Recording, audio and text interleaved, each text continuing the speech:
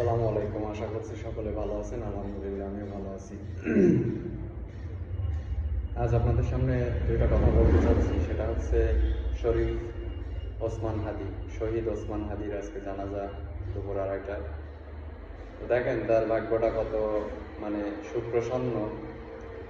বাংলাদেশের একজন বিদ্রোহী কবি কাজী নজরুল ইসলামের কবরের পাশেই তার জায়গা হলো, যেটা কবি নজরুলের ইচ্ছা ছিল। তার বিভিন্ন লেখাতে পাওয়া যায় যে মসজিদেরই পাশে আমার কবর দিও ভাই। তো আসলে আল্লাহ যাকে সম্মান দেয় তাকে কেউ অপদস্থ করতে পারে না। আল্লাহ তাকে সেই সম্মানটাই দান করেছে, একজন শহীদের মর্যাদা। এখন দেখার বিষয় হচ্ছে যে আল্লাহর কাছে আসলেই শহীদ হিসাবে কবুল হবে কিনা শরীফ ওসমান হাদি।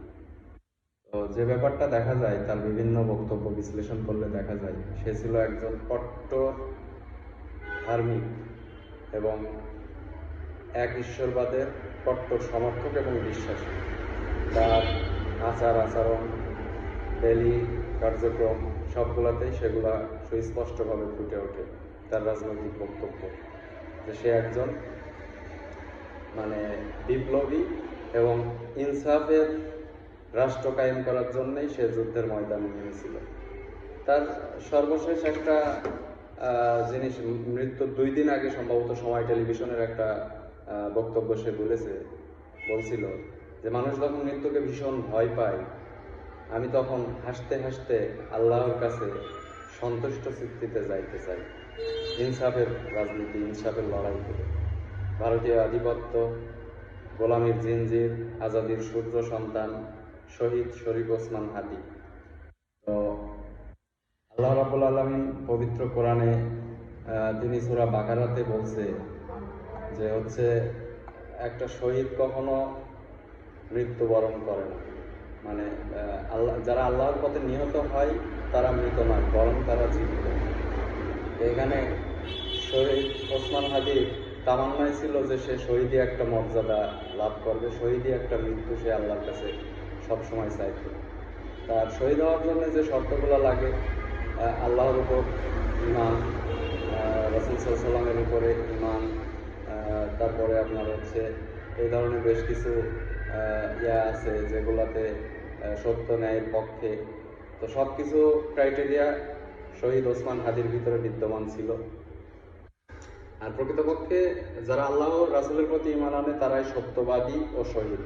সূরা আল হাদিদের 19 নম্বর আয়াতে এটা আছে। জুলুম বা অন্যায়ের জন্য যারা মৃত্যুবরণ করে তারা আসলে শহীদ হয় না। তো সে জুলুম এবং অন্যায়ের প্রতিহত করার জন্যই সে যুদ্ধ শুরু করছিল এবং সেই যুদ্ধে সে শহীদ হয়েছে।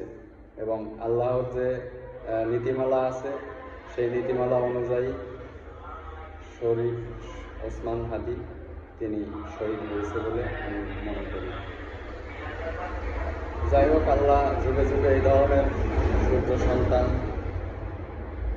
দিয়ে থাকেন মানুষের জন্যে, মানুষের ভাগ্য নির্ধারণ করার জন্যে। এবং এই শহীদ ওসমান হাদির মৃত্যুর সাথে সাথে আমি যেটা মনে করি, আওয়ামী লীগের কফিনের শেষ পেরেকটুকু শহীদ শরীফ ওসমান হাদি ঢুকে দিয়ে গেল। এবং এটা আমি দৃঢ়ভাবে বিশ্বাস করি, এই বাংলার জমিনে আওয়ামী লীগের কখনোই কোনোদিন কোনোভাবেই আর আগমন, ফেরা, রিফর্ম করা সম্ভব নয়। পরিশেষে মহান রবের দোয়ারে ফরিয়াদ করতেছি, আল্লাহ তুমি তাকে সর্বোচ্চ শহীদের মর্যাদা দান করে জান্নাতুল ফেরদাউস নসিব করো, এবং সেই সাথে কাল কিয়ামতের হাসরের ময়দানে যেন এই শহীদ ওসমান হাদিকে আমরা দেখতে পাই। আল্লাহ হাফেজ। আসসালামু আলাইকুম।